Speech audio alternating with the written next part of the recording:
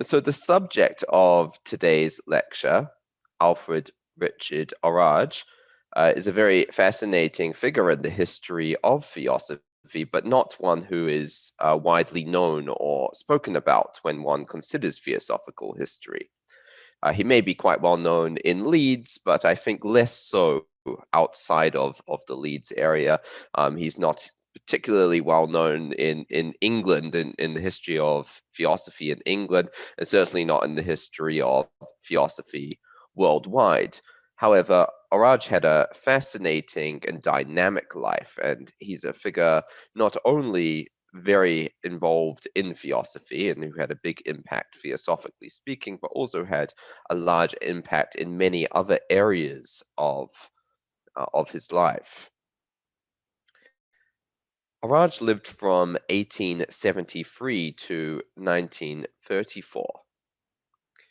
His life was a dynamic one, central to which was his quest for deeper knowledge, and that's a theme we'll be returning to time and time again. If we had to find a single strand or central point to the dynamics of Orage's life, I think that would be this quest for truth, this quest for deeper knowledge.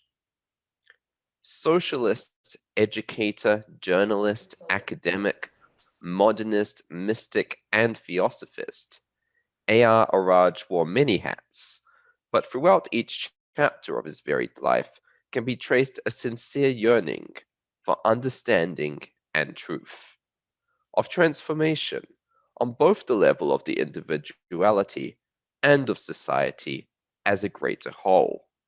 And that's another very interesting dynamic we find in Orage's life, this focus not only on self-transformation, on the role of the individual, but also of societal transformation. And what we find is that at different stages in his life, he has a deeper focus on one or the other until eventually he arrives at a kind of balance between the two. And I think we find this kind of interesting duality manifesting in various forms throughout his life. An examination of Orage's early years reveals him to have always been a theosophist, although initially unaware of the name for his beliefs.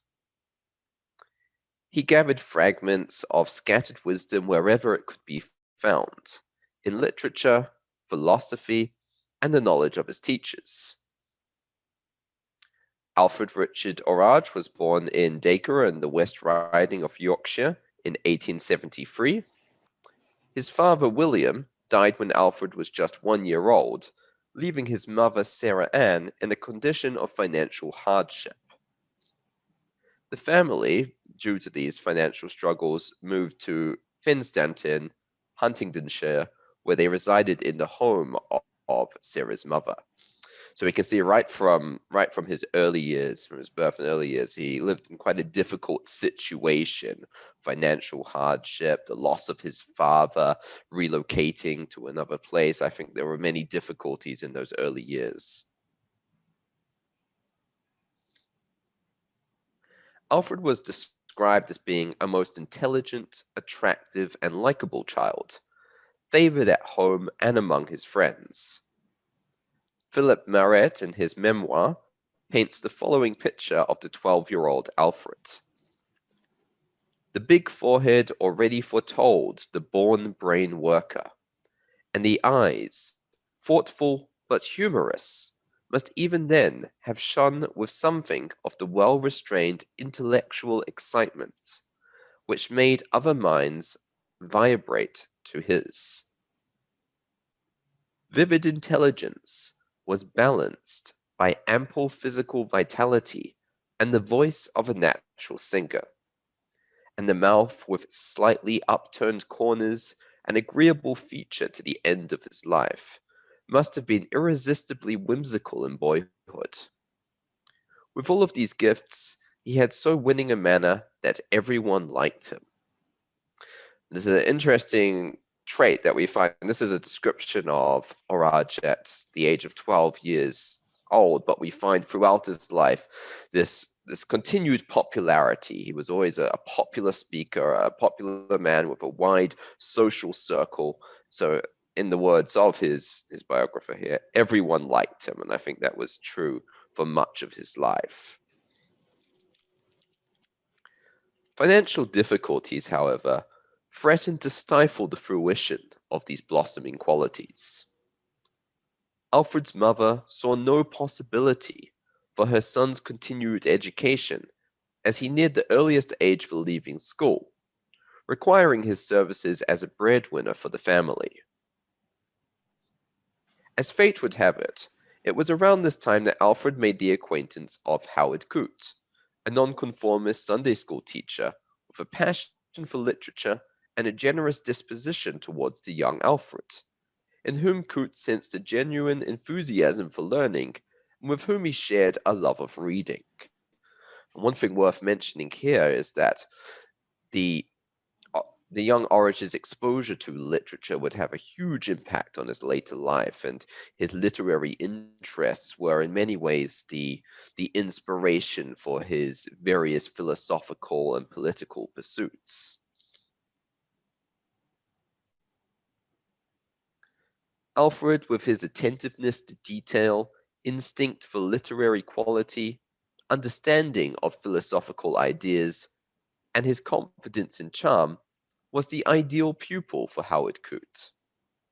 And Coote, with his ability to cultivate and to bring out the best in Alfred, was likewise the ideal tutor.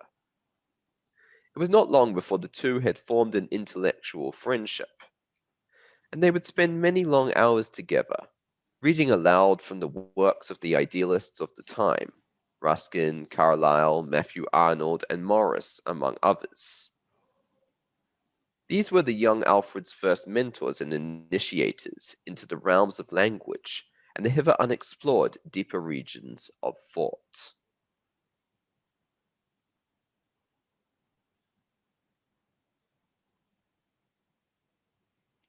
Coote's mentorship would have a significant impact on the direction of Orage's life. One evening, desperate and faced with the prospect of having to pull her son out of school, Alfred's mother came to the home of the Cootes, where she implored them to take Alfred on as an apprentice on their farm. Unwilling to see such intellectual talent go to waste, Howard Coote found the means to keep Alfred in school, partly through direct financial assistance and partly through putting some better paid work in his mother's direction. And so Alfred was able to continue his education, eventually being promoted to the position of pupil teacher at the small village school he attended.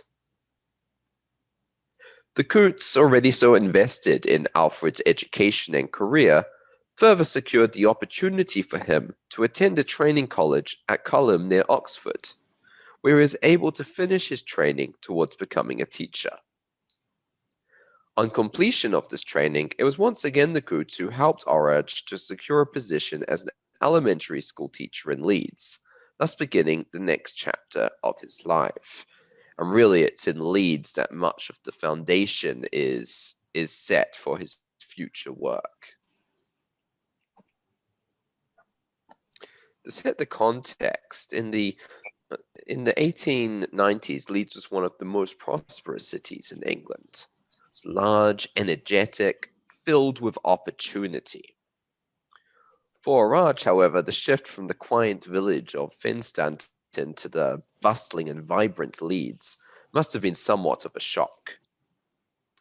Although his work was rather unexciting, Orage was a naturally gifted teacher and was successful in cultivating the best in his pupils.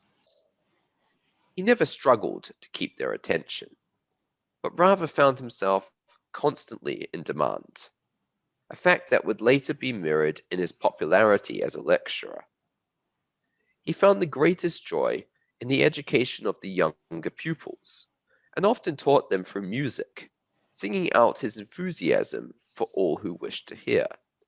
I think it's quite interesting that even in his early days as a teacher, he found music a useful tool for imparting knowledge, for imparting wisdom. And then when you compare that to the Gurdjieff teachings and method, we find music and dance are an essential element of those teachings. So I think there's some connection there.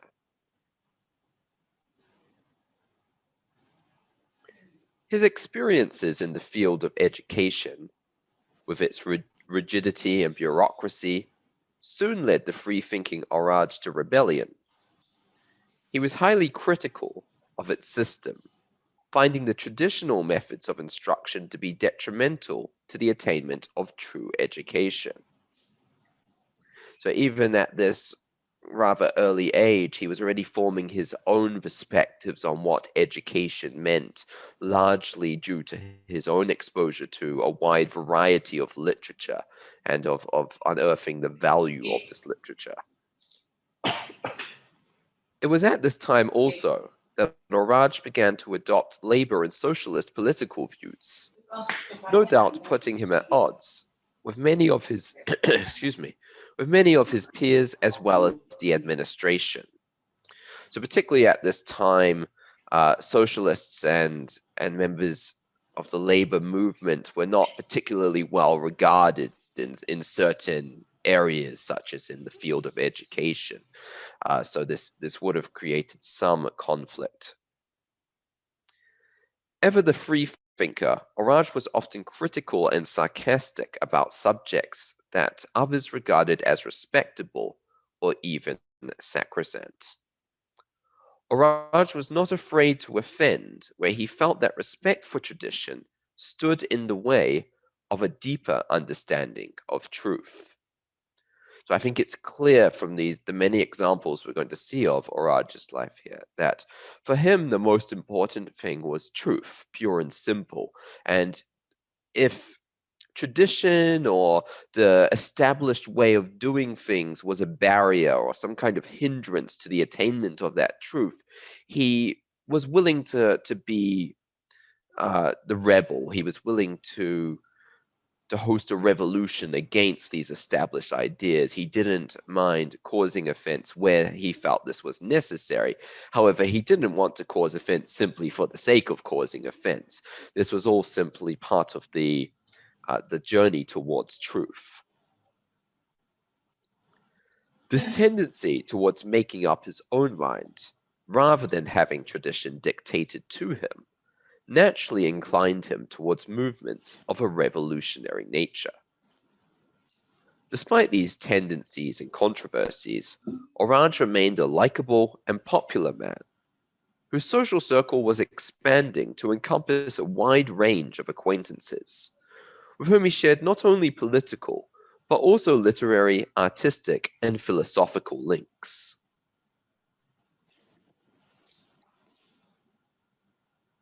It was at Woodhouse Moor that Orage was often spending his evenings, putting aside his books to stroll along the tree-lined paths, always flanked by two or three fellow controversialists, engaged in debate regarding this or that matter. Orage's method was fundamentally Socratic, and he would patiently listen to his discussant, inquiring further into his reasoning or thought, until at last the latter would find himself baffled and silenced by his own self-contradictions. The stage thus swept clear, Orage would proceed to articulate his own arguments with such clarity and commitment, together with a healthy dose of lively wit and humor, to demand the total attention of all in his proximity.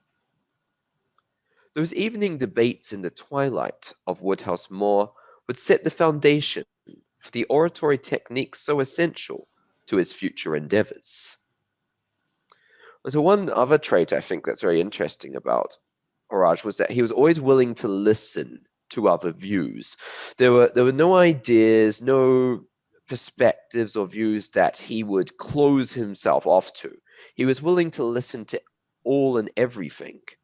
However, he wouldn't accept something blindly. He wasn't a man of faith in that sense. He wouldn't accept something on authority or on faith, but rather he would delve into it, he would question it, he would look for contradictions. And in doing so, he often took on the role of the controversialists. People obviously don't like their established beliefs being questioned.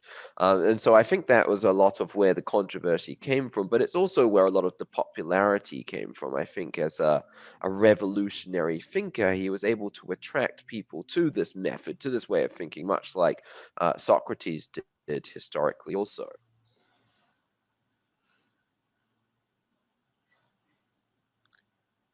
Orage's contributions were welcomed by the socialist movement, and his public talks were increasingly well attended. It was during this period that Orage refined himself both as a thinker and a debater. In his memoir, Philip Maret questions whether Orage was deeply committed to the socialist cause, or if rather he used the platform as an opportunity to give expression to his own expanding views of life and philosophy. In any case, he was instrumental to the founding of a local branch of the Independent Labour Party, for which he became the most popular, if not always reliable, lecturer. So there are some anecdotes and instances where Orage was scheduled to give a talk but never showed up. And so I think sometimes his reliability was somewhat less than his popularity. But we see here in these various strands of thought and these different movements that he's becoming involved with, I think a sort of quest for something deeper. Maybe there's a certain dissatisfaction with each of these movements. We have him delving into these literary circles, delving into political movements, sort of jumping from one to the other to the other. And I think what he's doing is he's learning. It's all a learning experience where he's gaining one facet of truth from one movement and then taking another from another. And each time he gathers one, he's expanding his views, he's expanding his horizon, he's coming into a deeper understanding of truth in essence, while at the same time becoming dissatisfied with each of these, the limitations of each of these various movements.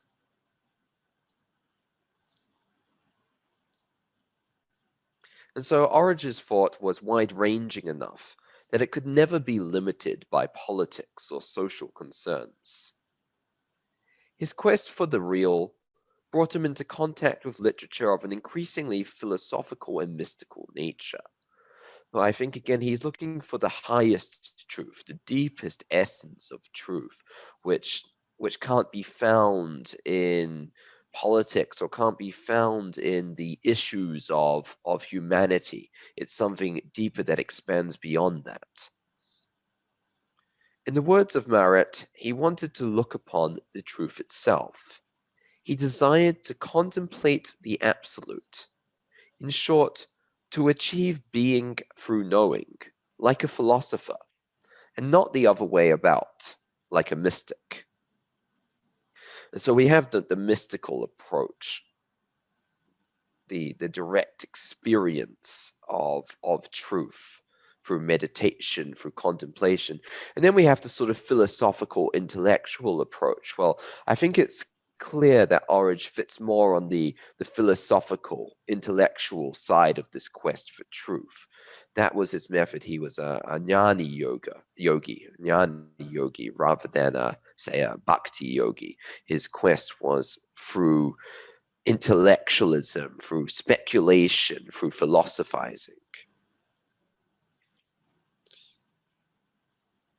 Shortly before arriving in Leeds, Orage had made the acquaintance of a woman by the name of Jean Walker, an art student with a tendency towards theosophy and mysticism. And so it seems to be through Jean Walker that Orage became more deeply connected with the Theosophical movement, although due to the popularity of Madame Blavatsky's writings of the time, it's quite possible he would have come across this earlier. Also, Jean Walker was an interesting companion because of her interest in art, and as we'll see later, Orage would also go on to develop a deep interest and involvement in the art movement. Their bond was a close one, and in 1896 the two decided to marry. This decision was ill received by his former mentor, Howard Coote, who feared that the young elementary teacher was jeopardizing his career for the cause of youthful infatuation. Nonetheless, the marriage was initially a happy one, helped in part by their shared interest in literature and thirst for knowledge of deeper truths. Orage's social circle soon took on a new form as the Plato Group, an informal society founded as a platform for discussion on his interpretations of Platonic philosophy. This group met weekly and attracted thinkers and scholars from a wide variety of backgrounds, including some prominent professors from the University of Leeds. So we find him here venturing further and further into these philosophical circles. It was then a natural step when Orage's fascination with Plato began to extend into the super-Platonic realms of theosophy. Among his expanding circle of acquaintances were a number associated with the Theosophical Society and the teachings of Madame H.P. Blavatsky. The secret doctrine, with its vast array of philosophical, mystical, scientific, and spiritual illuminations, deeply attracted Orage, and it was through this work and his interactions with theosophists that he had first become acquainted with the Bhagavad Gita and the Mahabharata. And so I think the attraction here is quite clear. We find in Orage's life seeking for truth in many different areas. He's piecing together this gigantic jigsaw puzzle of truth, if you like, drawing from literature, drawing from politics, drawing from philosophy, drawing from history. And then he comes across the secret doctrine. And for those familiar with the work, well, the secret doctrine does exactly that. It draws from the many different areas of human knowledge and human wisdom to put together this tapestry of wisdom and truth. So I think for Orage, this must have been quite a eureka moment when he came across the secret doctrine and realized that much of what he had been attempting to do independently had actually already been put down into writing through Madame Blavatsky in the recent past. So it was not long before Orage himself became a member of the Theosophical Society and found himself much in demand as a lecturer, regularly, regularly speaking at conferences at Harrogate and delivering talks at various towns in the north of England. And so this is the same in all these various movements that Orage is becoming involved with. What we find very shortly after his involvement is he becomes a lecturer, he becomes a popular speaker, he takes on a position of leadership. And so we find in Orage a natural born leader and speaker who's able to adapt himself to these different movements and these different situations and to fit in very naturally to each of them. On the 19th of September 1900, the Leeds Lodge of the Theosophical Society, our host for this talk today, was founded as Orage as its first president. And here's a picture I took actually myself of the Leeds Lodge during my visit in 2016.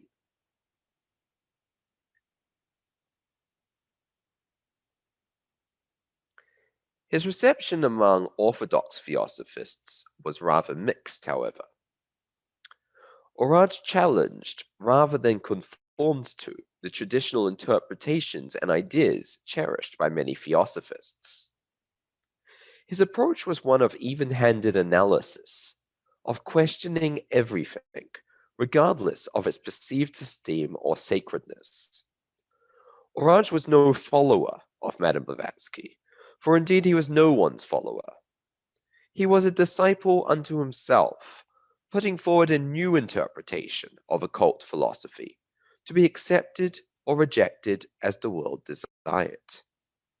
And so I think it's very interesting when we consider that the motto of the Theosophical Society, there is no religion higher than truth. And when we consider Madame Blavatsky's writings and even her rather impassioned attacks against orthodoxy, against conforming to tradition, and yet we find in all movements, I think theosophy and the Theosophical Society included in that a tendency towards orthodoxy, a tendency towards conforming, and a tendency towards tradition.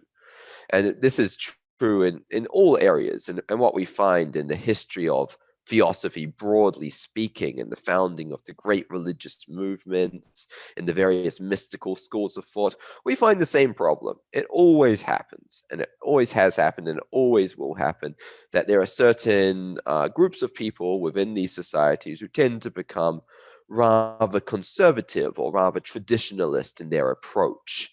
And no society, no group is free from this. And I think what Orage was facing in many ways was this rather closed-mindedness at the turn of the century in terms of theosophical traditionalism.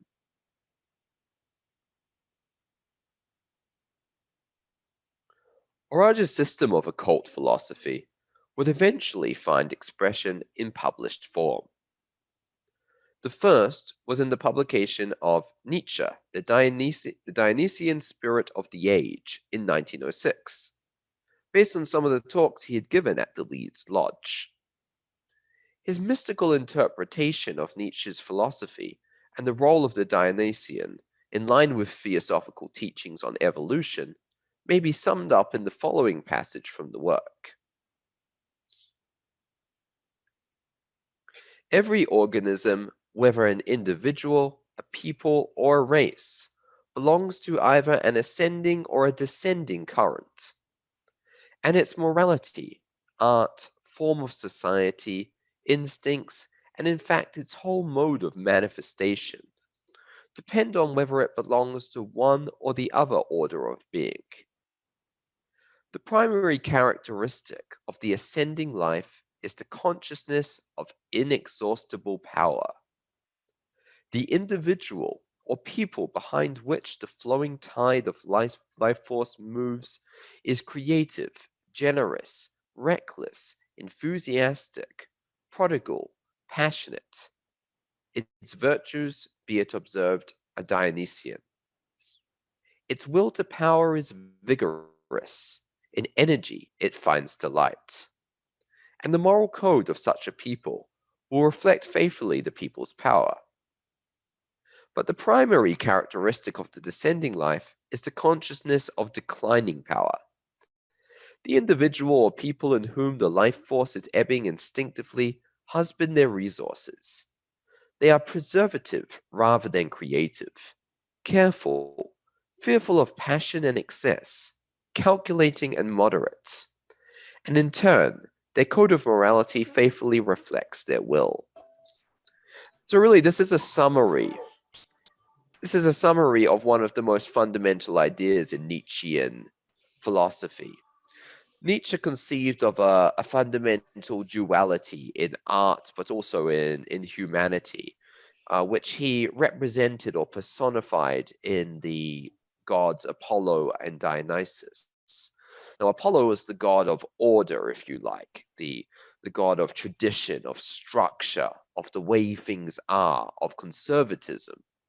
Whereas Dionysus represented the opposite of all of this. Dionysus was the free thinking revolutionary, the creative force in nature, always moving, dynamic. And so what we find is that Nietzsche conceived of the world as being a balance of these two forces constantly warring one against the other. And we find this idea is very theosophical. We find similar ideas in theosophy about the duality or the polarizing forces of nature, the masculine and feminine energies. We also find ideas about the ascending and descending arcs of our evolutionary journey. And so I think it's really fascinating what Orage did, which was to give a mystical and theosophical interpretation of Nietzschean philosophy, which is something that had never been done before and which has never been done since, except perhaps somewhat in the philosophy of Rudolf Steiner. But I do think it's something that could be explored in a bit more detail or reevaluated in the modern age as well. I think there is a lot of theosophy to be found in the philosophy of Nietzsche. And so when we consider these two, Apollo and Dionysus, I think it's quite obvious where Orage sits. When we're reading through this paragraph, I think in describing the Dionysian forces and tendencies, Orage is actually describing his own tendencies, his own passions, and his own life. And we can see there that his description of the what he calls here the descending life or the consciousness of declining power represents in many ways those authority figures or those conservatives which he found himself up against in various different movements, but particularly perhaps in the Theosophical Society. His next work, his most well-known perhaps, was Consciousness, Animal, Human, and Superman, which was a gem unlike any other in the treasure trove of theosophic thought.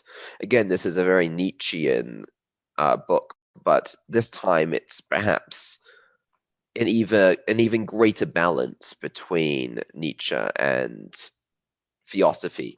And one of the editions of this book was actually published by the Theosophical Publishing Society, one of the early editions. Although dealing with abstract and exalted themes, the work was written with such a simplicity of style and structure as to be easily accessible to the layman of occult knowledge. Quite opposite there to the secret doctrine, which is particularly inaccessible, perhaps, to the layman.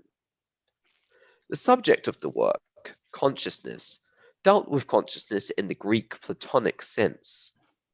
For Orage, this concept of consciousness was the Ariadne thread whereby the diverse strands of theosophical speculation could be woven together into a coherent whole.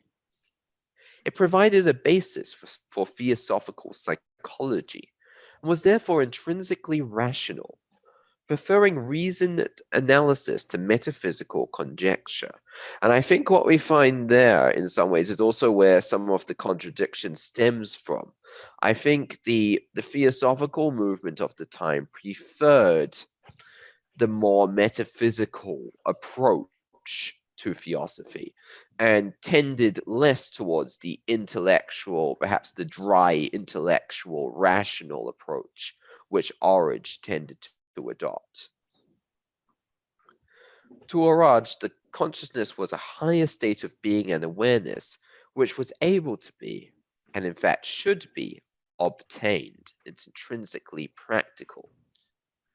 It was the attainment of such a state of consciousness that constituted the meaning of life in Orage's philosophy. Orage found the same idea expressed in the Nietzschean Superman or Übermensch, which from his first encounter with Nietzsche's thought through the reading of Thus Spake Zarathustra in 1900 would have a lasting impact on his worldview.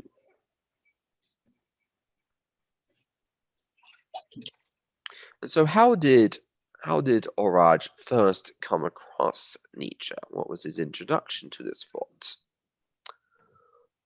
While browsing the aisles of Walker's bookshop in Brighett in 1900, Orage made the acquaintance of a young man by the name of Holbrook Jackson, a very fascinating and significant figure in his own right.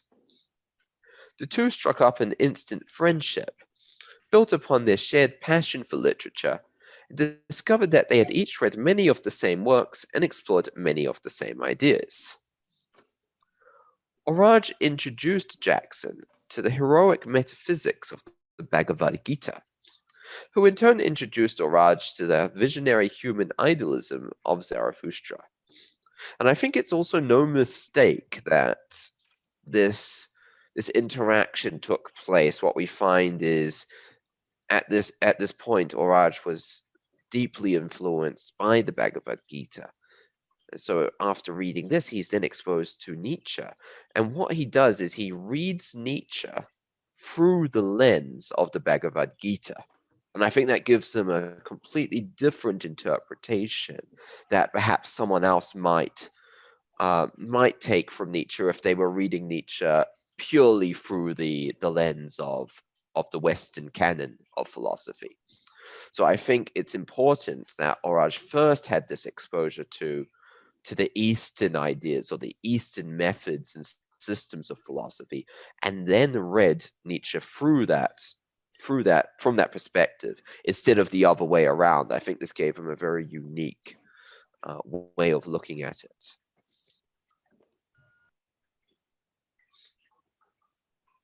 And so from all this, it's quite easy to see how Nietzsche's ideas would fit like a missing jigsaw piece into the puzzle of Orage's theosophical thoughts.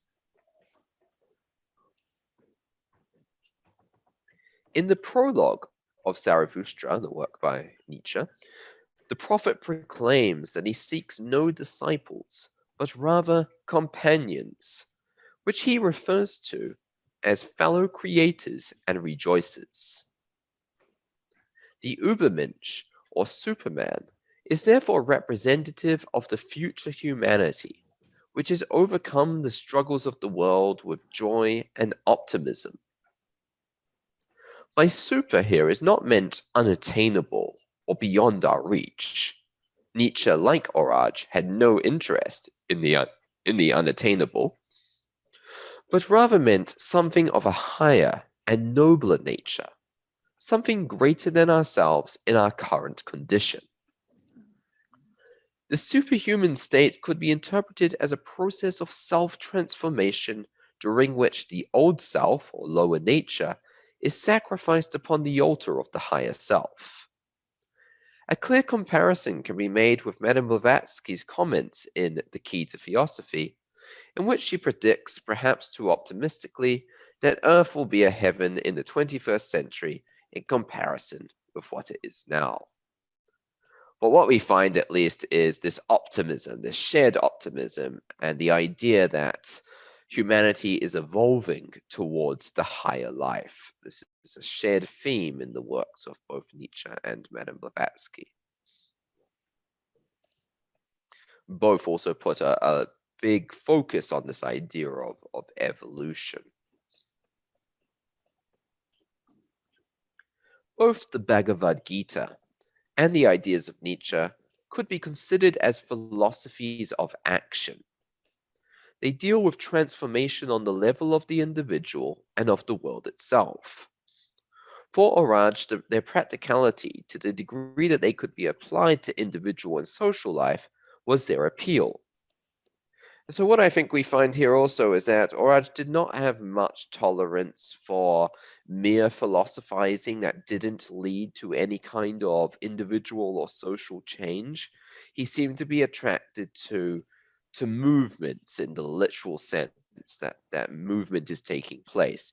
He seemed attracted to real life-changing or society and world-changing ideas that would have some kind of transformative effect.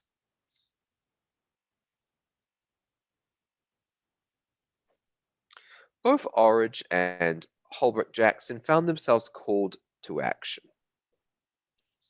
This resulted in a movement for cultural reform, primarily aesthetic in its mission, but with a broader and more ambitious aims towards a total transformation of culture in its many aspects. Gathering together collaborators from the Fabian Society, the Plato Group, and the Theosophical Society, this would eventually manifest as the Leeds Art Club, established in 1903 as a center for modernist thinking, radical thought, and experimental art. The club was a success, attracting a broad variety of artists, scholars, and freethinkers from all segments of society. And among those famous speakers were G.B. Shaw and W.B. Yeats. And so it did attract people from quite a variety of movements, including other theosophists.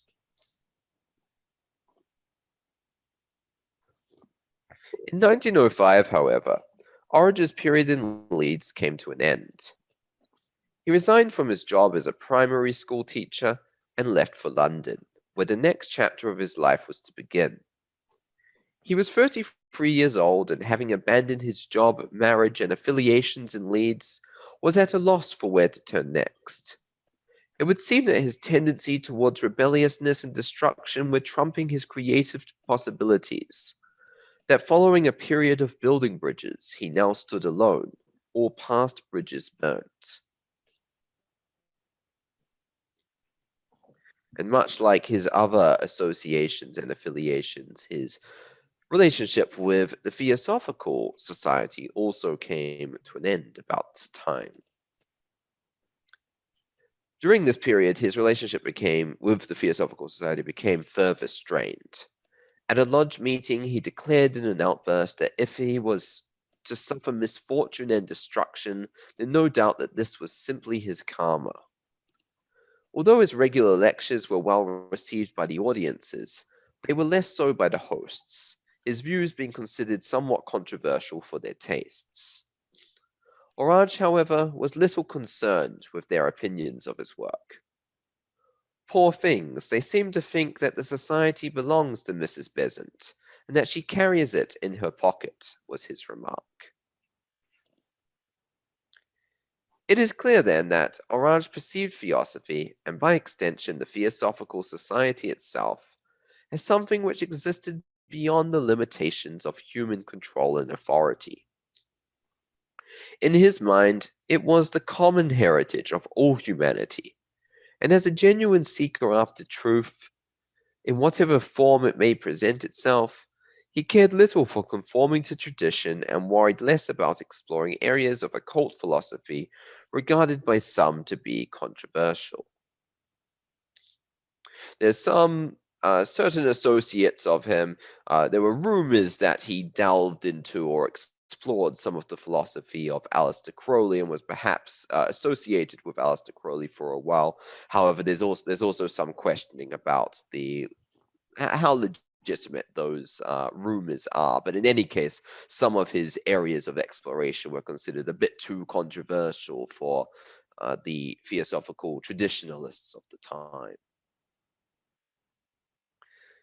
As is so often the case in Orage's life, he soon found a new vehicle or a new podium, if you like, for his expression.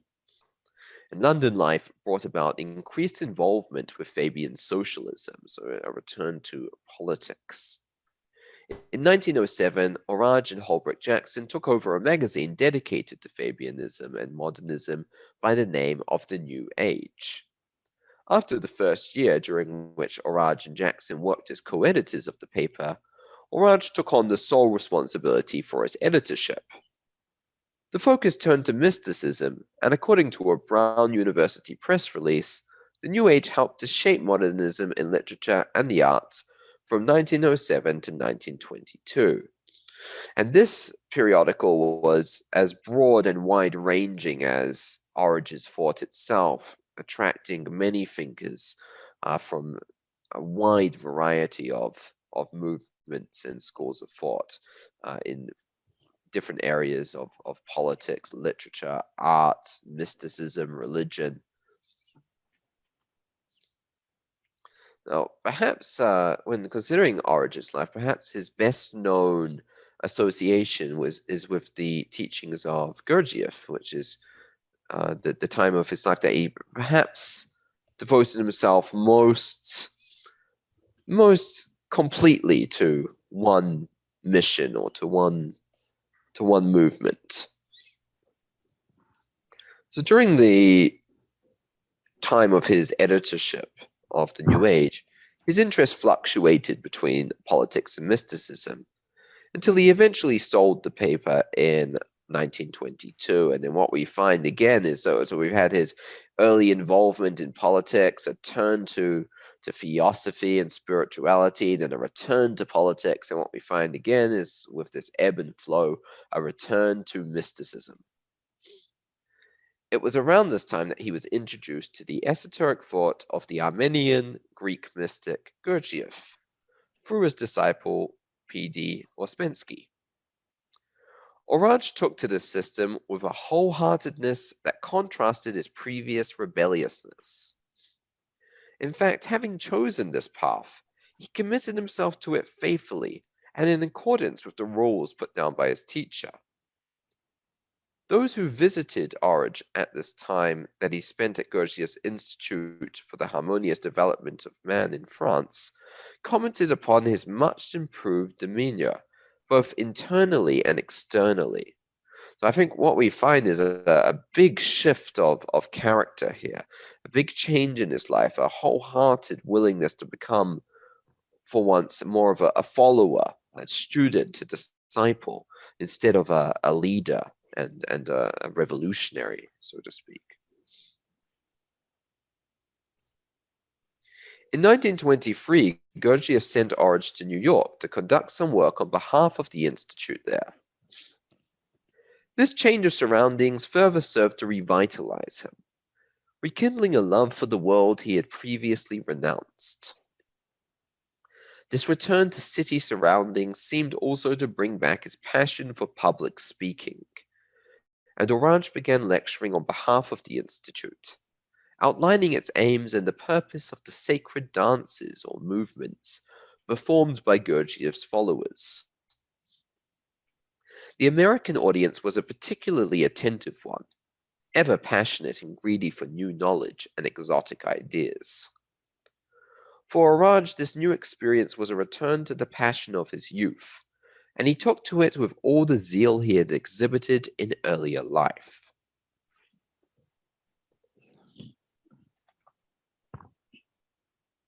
And what I think we also find, just as a side note, every time Orage comes across or adopts a new system, adopts a new movement, it's this perpetual return to youth. He always, it's almost like a lifetime is spent in each one of these movements. So he encounters a movement, he attacks it with all of the zeal and enthusiasm and passion of youth. He then ends up facing the sort of traditionalism of the movement, finding his own ideas to be in contrast with that. He becomes dissatisfied. Almost he experiences in his old age with the movement, where he becomes dissatisfied and gives up on the movement. Then he finds a new movement, and he's revigorized again. He returns to youth. So it's quite interesting, this cycle that he's going through. Despite his usual independence, Orage worked faithfully for the cause of Gurdjieff and the Institute, with no apparent desire for seeking independence from his teacher. The teachings were too noble, and the benefits too great, for such stubborn need for autonomy to stand in the way of spiritual progress. During this time, his social circle narrowed, and his lectures were presented before small groups of students, rather than filled halls. Just as his thought had been previously so broad-ranging as to encompass everything from politics to metaphysics, but had now become refined and focused almost religiously on the practical psychology of Gurdjieff's system, so too had his audience become more focused and refined. In this sense, he was no longer a public speaker divided from his audience by the pulpit, but rather a mentor, and even more intimately, a friend. Like a pastor, he listened to his students' difficulty and revealed the practicality of Gurdjieff's system by applying its methods towards their resolution.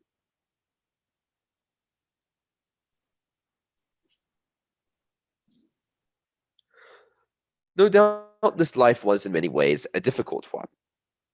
While in his former life this time was spent in reading and study, it was now all but absorbed by the needs of his students. Even outside of his regular teaching hours, students would constantly approach him for clarification or advice, pushing his patience and attentiveness to the limits. On one occasion, he was heard to proclaim in an outburst, "They buzz round me like mosquitoes. I've never had a chance to be myself in life." It seems that something of the old independence and individuality finally began to break through. The Gurdjieff work was too dependent upon a different personal influence, something outside of and fundamentally distinct from himself. Orage began to wonder if he was not fulfilling his own destiny, but rather avoiding it by shifting his attention to the destiny of another. And so this phase of his life, like those that preceded it, also came to an end. As the divide between himself and Gurdjieff began to deepen, Orage finally accepted that his destiny must be independent from that of his former leader. In many ways, this call to destiny was a return to his former self. He felt the urge to return to all of his old interests, and thus he began rereading economics, giving lectures on credit and finance, teaching a private school of journalism, and eventually returning to England in 1930 along with his new wife, Jessie Richards Dwight, and their new son, Richard. His return to old interests and a new family gave him a sense of stability and confidence that had formerly been lacking, and he felt himself ready to embark upon yet a new path in his perpetual quest for deeper understanding.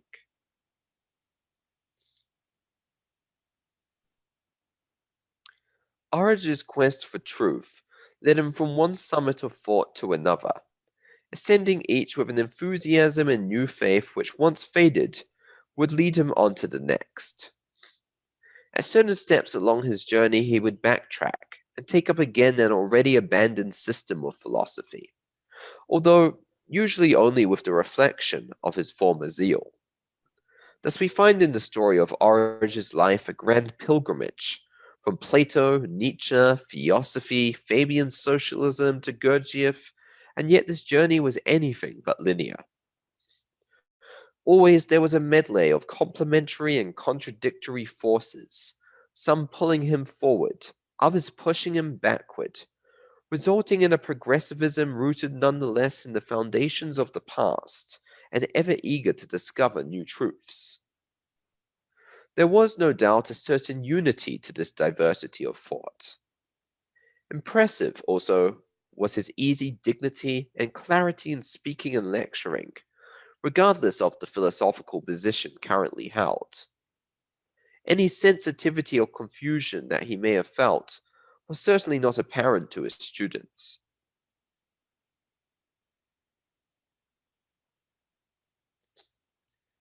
His newfound confidence resulted in a new publishing endeavor, the New English Weekly, launched in 1931 as a voice for the social credit system of C.H. Douglas. Intrinsically practical, the social credit philosophy provided Orage with an outlet for voicing his societal concerns as well as to write them. He found, however, that the literary atmosphere of London was not what it was a decade ago. His contributors were writing reviews instead of expressing new views. The former diversity of opinions that had been gathered in the New Age no longer seemed possible at a time of increasing exclusivism, where each ideology was further divided into cliques, none of which were particularly receptive to the others. Central to Orage's concern was the idea that society did not want to be aware of the deepening problems of the world around them. There was a certain disinterest regarding what Orage perceived to be the most pressing issues of the time, much of these being economic in nature. He concluded that this problem was fundamentally a psychological one that could only be transcended by psychological means. And so his attention turned to Freud and Jung, and to the big questions of philosophy, among them the concept of immortality. Such a focus coincided with health troubles which would plague him for the rest of his life. None of these, however, stifled his vigor nor prevented him from carrying out his work. Indeed, speaking to a friend about his recent bout of poor health, he stated, "I did not know before how clearly the mind can work with the body in severe pain. So in Orage's later life, we find a fascinating example of mind over matter. During the broadcast of a talk he was giving on November 6, 1934, titled Property on Plenty, expounding the doctrine of social credit, Orage experienced agonizing pain in his chest and feared he would be unable to continue. However, he managed to complete the talk, and listeners were for the most part unaware of there being anything amiss. He resolved to spend the next day in bed, to rest and recover. That night's sleep, however, would be one from which he would not awaken.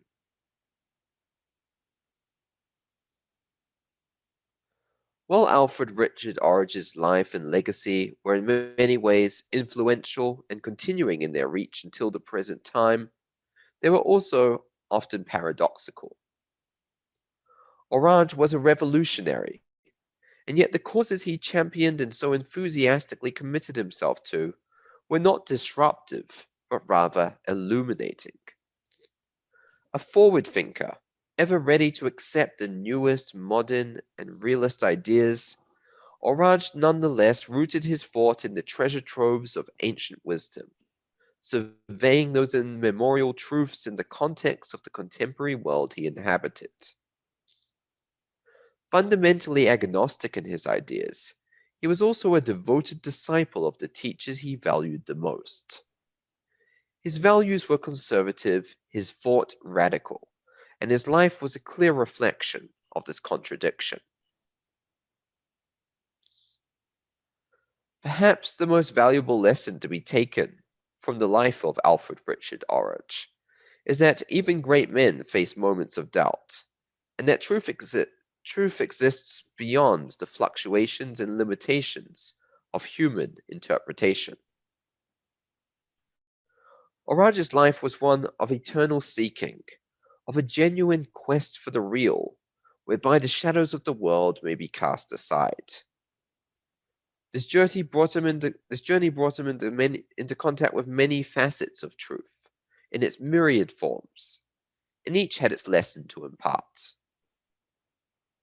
May we take inspiration from this as we too encounter truth in our own unique ways, and endeavor, like A.R. Orage, to continue ever onwards, regardless of the hardships along the path.